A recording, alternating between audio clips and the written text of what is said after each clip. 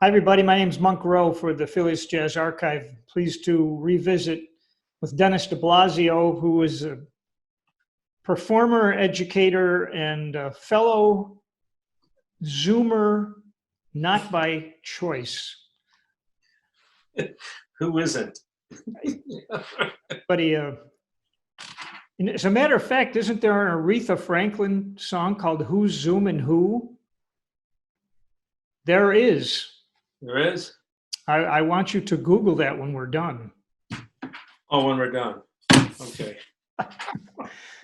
So before we started recording, you were talking about the plethora of meetings that you've been part of just to kick off this unique semester.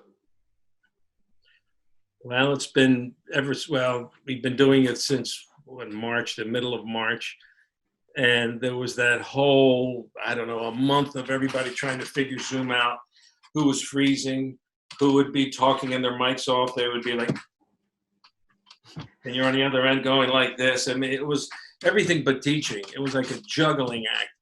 And I think people eventually learned just by continuing, like just constantly screwing it up, and you eventually figure it out. But it was such a clumsy, I'm sure you went through the same thing, such a clumsy transition. And I was telling you, I guess we could do it for a student I had who had a whole lesson. And when I told him to move, he went back and forth like that. All I saw was his forehead for an hour. He didn't quite get what I was seeing, so I guess he didn't have the screen up. It's great. That's not the adjective that I was expecting, but now that we sort of have it down, I found that I was using it as an excuse, like, well, the system's not working and it's not my fault. And now we supposedly at least know how to make it work. So I don't have that excuse anymore. And it's time to figure out how to teach through it. Yeah. Well, there's actually some good things about it. Is that where we're going? Is that where you want to go with how? I could do good things. Well, one of the things that I've discovered that actually works. I don't think that that trying to ram in how we're used to teaching, try to ram that into Zoom, I think is a recipe for just disaster, because it's a lot of things just don't fit. But if you look at it like it's a completely new thing, everything's new, everything, the whole setup, then I'm able to be a little more open to, I guess, like the possibilities of it. And at the time, there wasn't really a template. We're all just trying to figure it out. The choir people, they're trying to figure it out. The orchestra guys, they're trying to figure it out. But I, in an improvisation lesson, I would play the voicings and slow it down and not slow it down. But now I can't do that because of the latency. So I tell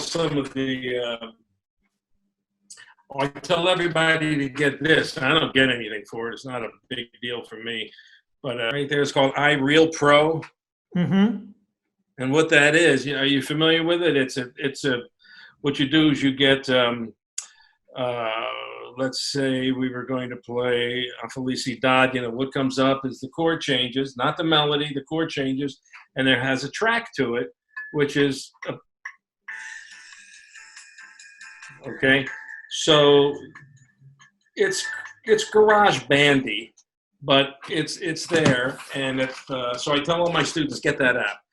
Then they can find their tune, and at least they have something they can play along to and change the sounds, and you can change the tempo, and you can change the key, and it actually has some advantages if I aim the lesson towards using that app, if you know what I mean. So that came up as a good thing, and once the kids learn how to work with it, because one of the problems I find when they learn a tune is they always learn it too fast. Mm-hmm. Because they hear it played fast, but they don't realize, it's They just get in their own way. So I always tell them learn a tune like it's a ballad, so you could see what's coming up. You know, like you have your high beams on, you can see the chords that are coming. But the more you speed it up, there eventually becomes a tempo where you're just hanging on, just trying to agree with the chords as opposed to get yourself set for them and approach them and all that. So speed has a direct link with how far ahead you can see. And with this app, it's very easy to just slow it down. And I find out that mostly all of them, can I say that? Mostly all? Yeah, mostly all of them do better when it's slower because they can process it. And then the better, I think it's just the more you know the information, the more confident you get, it's easier to speed it up. But they'll hear Cherokee and then they'll try and learn it real fast and they get banged up pretty well. So that's one thing. The other thing that I found that was nice is you could have people come in and do clinics. You know, if I want to have like Jeff Coffin come in and talk, or I'm thinking of all my friends that I know, Wayne Bergeron plays lead trumpet out in LA. He's on all those Family Guy sessions. Practically every high note trumpet thing that you've heard in the last 10 years is Wayne. I can have him do a clinic. It's just as easy as this. So if I kind of use it for what it's good for, it becomes something different. Now, are the kids playing next to each other? No. Are you your lead alto? No. I mean, all that stuff that you really signed up for isn't happening. But I use a lot of YouTube clips of bands. If we do a Thad and Mel chart, I'll put up a great clip of Thad and Mel. I'll use your interview of like Snooky and Jerry Dodgen and Jerome. Tell the kids these are the people that are in it, and I'll use your clips, so we can get a historical thing like that. And so there are all these, I may send them links to listen to, and then we'll talk about it over Zoom, or you can sort of attach it to like this meeting like we're having now. But I tend to just use these to talk, and I may send something out and give them a week to listen to it, then we'll get together and talk. But, we're just coming up with things that are different. I may teach them how to write a little riff chart. And then we'll try, some of the kids know how to do the virtual editing, so they want to do it, which is fine. God bless them, Yeah. Let them do it, because I don't want to figure it out. It's editing. There's too much to do. So it's going to be different. It's nothing that any of us signed on for, including the kids. And, but it's what it is, and we're just, I'm getting phone calls. Some kids aren't coming back. They don't feel safe. Are we going to go in and the actual, will we go and meet and rehearse in the building? That's a whole different discussion that we're having. And that comes with, 6 feet apart, 12 feet apart. You wearing a mask, you have to sit over here. How many people in a room? The flutes are the worst with the aerosol. Singing's worse. You put a pantyhose around the trombone bell. To the trumpet players, anyone with a spit valve has a doggy pee pad. That's like the next thing that everyone's supposed. I mean, it's so once we go into teaching like that, even though we're separate, it's a whole list of things. So when I meet these guys, first meeting is going to be on the first. First, I have to see what the instrumentation is. And then I have to see who's willing to show up if they are. So I'm not even sure if we're going to meet in person or not. Right. And if the kids don't feel safe, they don't have to. You can't penalize them. Right. And some of them don't feel safe. So it's going to be we're going to have a whole other conversation once this thing goes, once we start. You're reading my mind because we can only predict how we're going to feel in October, even if we'll still be here, even if we'll still have students in October. It's a bit ironic. In our first interview, I was asking you what kind of advice you give to your graduating jazz majors, and you were saying how that they have to have an online presence, they have to create an audience, they have to create a following. And here we are, where our only option is pretty much online. Yeah. And when I was finishing up this semester, and right when you were doing it also, I started to notice like all these like Chick Corea's putting something up, and you're looking at I think Ron Carter has a book out or something. I'm just watching who's putting things out, and I was thinking, boy, in a way, it's such a great time if you want to sign up and hang with Chick for an hour or talk to Kenny Barron for 40 minutes, but everybody's that market or that really crowded. And if you're looking to put your own thing up, maybe it's too crowded. If you're looking to surf and find good things to check out, it's really rich. Yeah. Do you have an opinion? And because Sorry, do you have an opinion about why this happened in 2020 worldwide? You mean why and how this virus started? Is that what you mean? Or are you talking about music? No, I'm talking about the virus. I'm wondering if you have had any thoughts about why is the world being subjected to this at this point in our history? Yeah, that's a good question. I'm not, I remember seeing the clips with the wet market, in Wuhan, how it could have come from there. But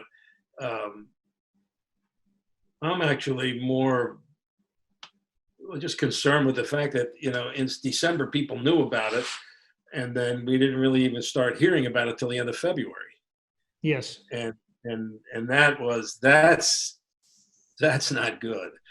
And my daughter lives right out there, and she lives out in California, in Los Gatos, where it started. And we were out there in December, and when I heard, in retrospect, you're looking back, and I was thinking, man, I didn't feel too good in January. I wonder if I even had the thing. And I actually went and got tested, and it came back negative. But my doctor said, look, I test for the antibodies, because I felt sick, and then I felt better, and then I was okay. But the sick was pretty rough. But it was like a real bad flu, but nothing was working, and it just sort of ran its course, I guess. But I didn't know anything about it. No one was talking about it. It wasn't anywhere on the news. And my doctor said, well, if you get tested for the antibodies, don't get excited about the result, because the test isn't foolproof. In fact, it's pretty flawed. And then he was telling me about these guys that were on that Navy ship. Remember? And they had it. So they tested those guys. I'm going to have the numbers are going to be wrong, but he said something like, they tested like 600 sailors who had it. Okay.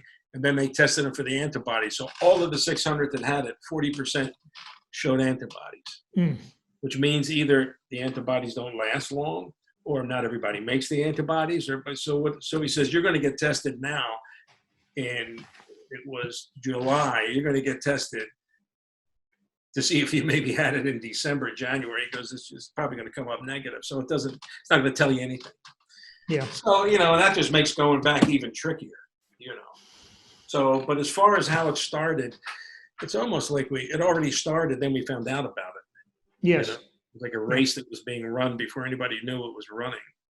Like we hopped on it in the 10-mile mark, and we were like, well, wait a minute, when did this start? Mm-hmm.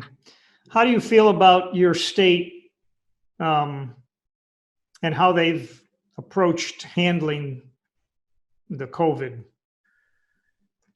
Well, in New Jersey, the governor, he's trying. We have the seashore, and we keep seeing these examples of people getting together down at the shore, and there's a lot of people, and don't tell me what to do. Not everybody, but all you need is a few.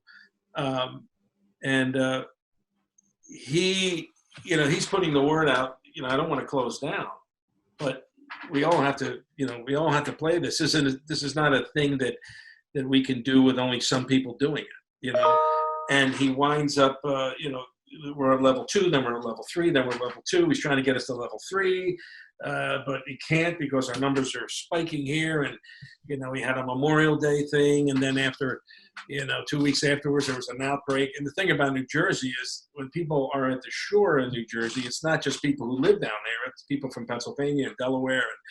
And, so you come down, you spend the weekend, and everybody goes back.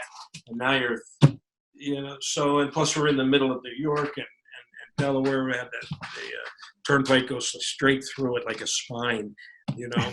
So we have. I think he's doing the best he can. He certainly, you know, he's, you know, wear your mask. He's that type of governor, not the one that says, you know, don't worry about it. But I think it's, you know, once it's politicized, then it's a whole other animal. You know, then the conversation is almost not about health anymore or how to prevent it. It becomes about rights and, oh, you know what I mean? These conversations get hijacked and they become like something else. And it's not, something else isn't what it is, you know? Does that make sense? It does. It does. Thank you. How is your motivation to practice your saxophone? You mean, do I have COVID chops? Because that's what they're calling it now. Some friends, I have a friend I talked to the other day, says, I haven't cracked a case since Easter, you know? So when this started, I had a bunch of things I had to write. I had a really good friend who plays violin. He wanted a violin rhythm section thing that was kind of jazzy that he could play, and a little 5-movement thing I wrote up. And I had all the time in the world. I went right through it. I wrote some etudes for saxophone that are going to be out soon through Kendor Publishing. And then I wrote a piece for this new classical saxophone teacher we have coming in. So I was revved up, and with all the time, I just sat and I was knocking this stuff out. And I thought, wow, this was going to take me 6 months of finding time. And boom, in like 6 weeks, everything was done and no one was working. And I mailed everybody all this stuff, and nothing was happening, you know. Nothing was happening. And what happened was I'm practicing, and I need a little project, or if I know something is coming up, it was good. And I was sticking with it. And I thought, you know, let me find out, because I know how I am. I'm always fascinated with solo playing, you know, like Sonny, when Sonny would do his thing. There's a version of Sonny Rollins doing Body and Soul. It's just perfect, everything. And it's not, there aren't any licks or no cliches. And when I listen to it, someone who just maybe knows the tune a little bit could drop into any 4 seconds of it, and you know exactly where you're at in the form. Because Sonny is just, I think it was on his Africa Brass album. He just did this unaccompanied thing. So I always thought that was great. Then he did that solo scope thing where he just did the art museum and Modern Art Museum in New York, where he just plays for an hour. So I always thought that was interesting. And so I gave not a concert, from my basement, from you know, our university's trying to keep a face of some type up while no one's working or doing anything. So all these solo violin player, blah, blah, blah. She asked me, can you do something? I said, yeah, it'll be a solo concert. I tried to do it with playing long records, but the mix wasn't right. I figured, let me just bone up on it. So it was kind of fun to play. So it gave me a goal, because when you play unaccompanied, you can just play and you know it will fit. But if the ear hears it, then I wanted it to be strong enough so you knew exactly where I was, which meant you're honoring the given harmony a little more than superimposing other things on top. Like we talked in the last interview, if I play something a half step up, when you play unaccompanied, it just sounds like you change key. You know, there's no dissonance because you're not playing against anything. So I would take myself and listen and think, that would work with the rhythm section, but not unaccompanied. And I just sort of started to sense how to play, so it kind of felt like and I figured, you know, I'm not going for anything real fast or high, just a mood, just to say something, nothing to prove. the Blue Note, nothing to prove sessions, you know, just play something that has it's a mood, and it works, and it's mellow, and you're not trying to do anything and trying to get the ego out of it. And it's almost like a Zen practice, I guess. And it was kind of fun. I mean, I enjoyed going after that because I was clear with it. So now what I'm doing is I'm kind of eyeballing just a couple tunes and thinking, I'll put it up unaccompanied. I put up a couple, I think 4 different clips of unaccompanied tunes. I did Bernie's tune and Tenderly, and because my dad liked that. Jitterbug Waltz and a couple different things, just to put them up short, 3 minutes, 4 minutes playing, and everybody's doing it. Yeah. I mean, everybody's putting up something, but it's it's sort of a project. Well, it's sort of it gives me a beacon, sort of, as opposed to just practice and practice and practice. You know, you can't even practice for a gig, you know. It's So no reason to crack the case yeah, crack open the case. And it's okay, but I know what it is. I don't know how, you know, I always thought it would be interesting to do in a company, but now that's the only thing, and that's the only thing going on. I did do one jam session where we did the distance thing, and the guys had the mask. We were out back, and everybody was spread out, and, you know, 25 feet and all that, or 25 people, and I thought it would be great, you know, but it was, you know what, it was good to see people. But to me, it was like another reminder that this isn't it. You know, this is, you work really hard trying to pretend you don't notice that stuff. Yeah. Like, it's exhausting trying to pretend that it doesn't bother you. This is great. Where's the drummer? I'm going to do fours. You know? I'm going to do fours. What's your area code? You know. I find it interesting that you said when you were playing a cappella that your instincts were to stay to stay closer to the chords and not meander somewhere because there's nothing to bump up against. When actually you might think it would go the other way. Like, oh, I'm playing by myself, I can go anywhere I want. But I think you're being kind to the listener by. Well, I think.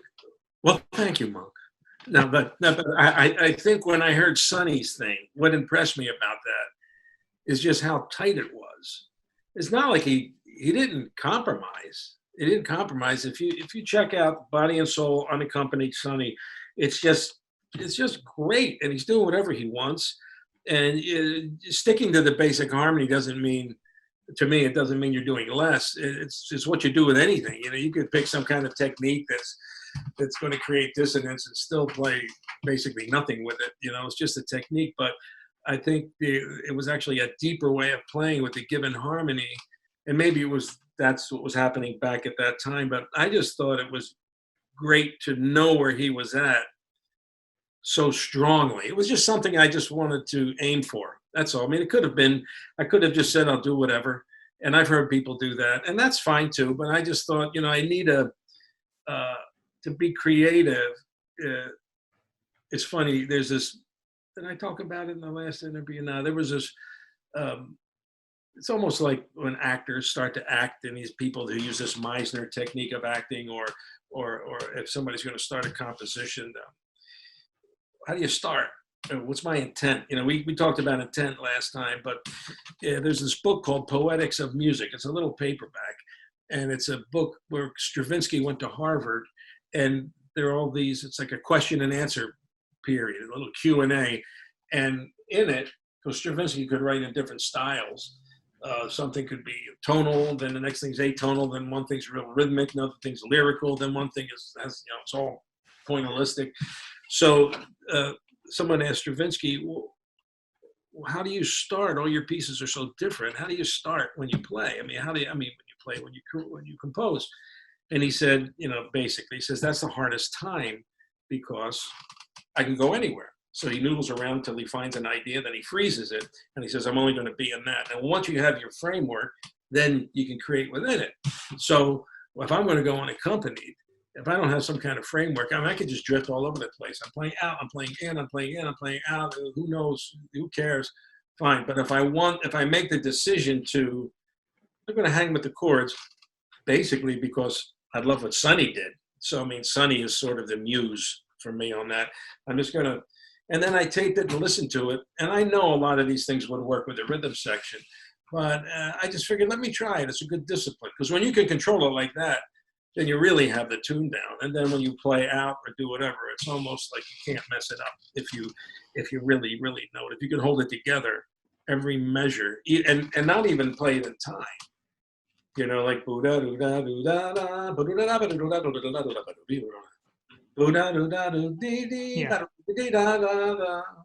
In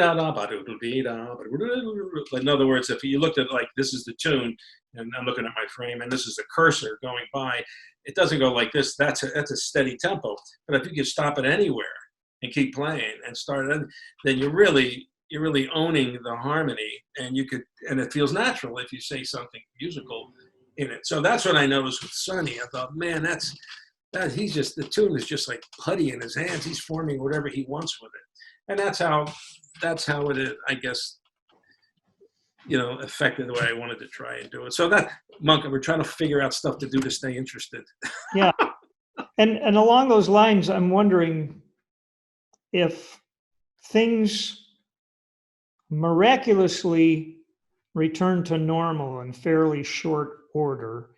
Are there things you were doing before that you might not go back to because you found that it would be easier not to? What are you talking about? Teaching or playing or anything? I guess I'm talking about, like in my case, I found that, most of the gigs I play are as a keyboard player. So I've got all this gear, and, sometimes I have to bring my own PA system and carry it up out of the basement and put it in the car. And that part I'm not missing. So Mm-hmm. I guess it's almost like I'm asking this question of myself. When You want a sound system? I'll just give it to you. How much does it weigh, man? That's the thing. Our gear keeps getting heavier. I don't know about you, but that's what I find. Yeah, no, I know what you're talking about. No, I see what you mean. Well, it's interesting because I'm not sure how it's going to come back. In this area, like the Philadelphia, New York, everything is so, everybody's trying. You can see it's sort of struggling to come back. We're going to play on the steps. We're wearing our mask. We're separated. Before this happened, I was actually doing quite a lot of duo playing with a guitar player. It was a former student. Now he's a good friend. I'm godfather to his two of his children, and he plays real great guitar. And we've been doing a lot of duo gigs, and I love that. I love playing with, just because you can back up so close to silence and make so much work. Like all the technique works when you saw, like all that. But when things get loud, it all flattens out. It becomes all the articulation. Like, I remember when James Moody came to our school and he was playing flute. We had a big band chart on Cherokee. And, when you play flute in front of a big band, you're thinking, oh my God, here we go. The sound's going to kill me. And when I would play, I'm playing high F and G, trying to like play through it. And Moody was just, Moody was playing at the volume that you would speak at a normal conversation like this. So I'm in front of the band conducting, and I point to Moody, in the solo. He didn't even have parts. I said, Moody, I'll point to you, you solo. There'll be background. I'll wave you out. I don't even want to give you parts to worry about. Mm-hmm. Thank you, Moody. So he winds up, he was the best. My God, the kids just loved him. They loved him to death. Moody. So anyway, and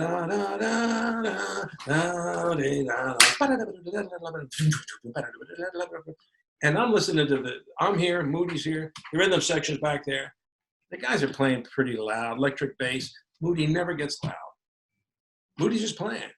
It's almost as if the volume didn't affect him in the least. And, I'm going like this to the guys, and they think they're playing. So if they can't hear a thing Moody's doing, but I'm right in front of him. And he just sounded great, because once you start playing hard, your technique goes out the window. You're playing in a different way. You're squeezing, your tension, all that business.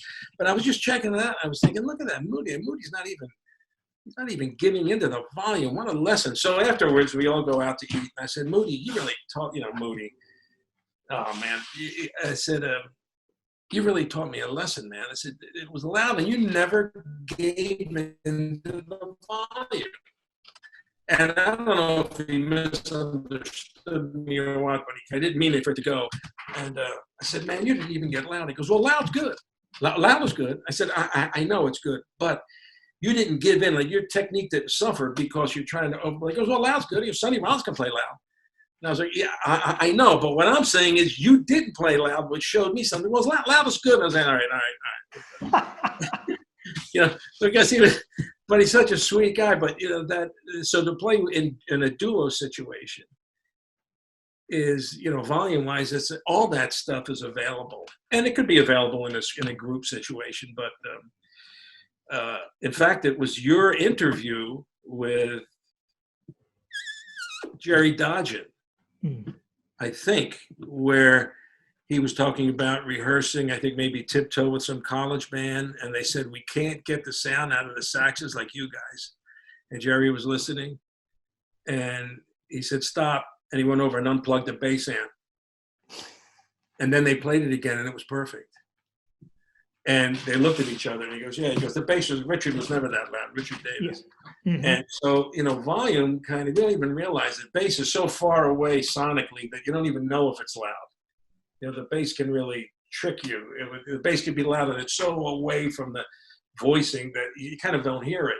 But if you trim it back, all of a sudden voicings will glow. Because Thad's band was never loud. Thad's band was never loud. All those great voicings with two sopranos and that real wide wispy sax thing that he used to write, that came through because, you know, Mel had that low sounding cymbal, and the rhythm section wasn't that loud. Roland Hanna half the time wouldn't even play. Mm-hmm. You know? But once again, I don't remember what you asked me.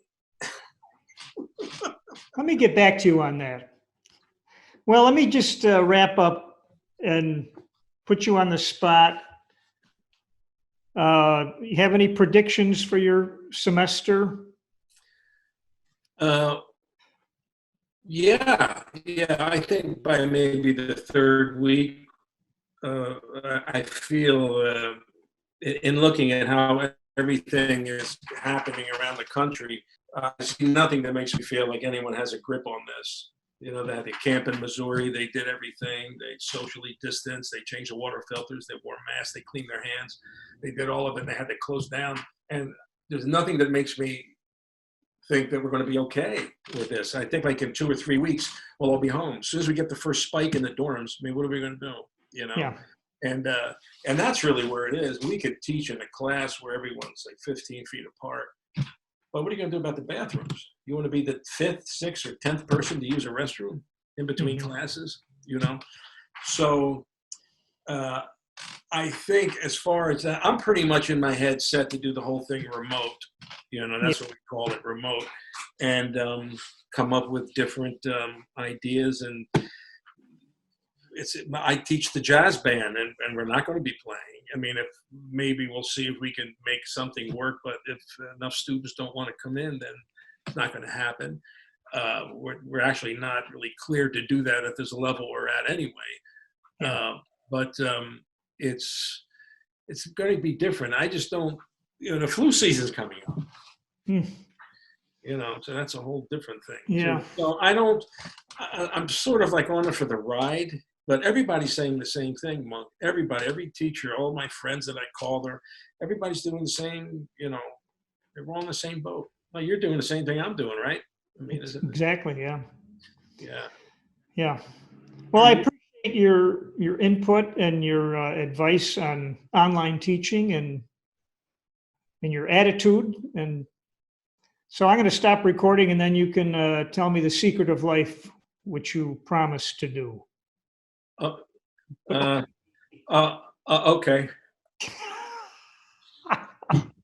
Yeah, that's right. Yeah, let's get to that. All right, over and out. All right.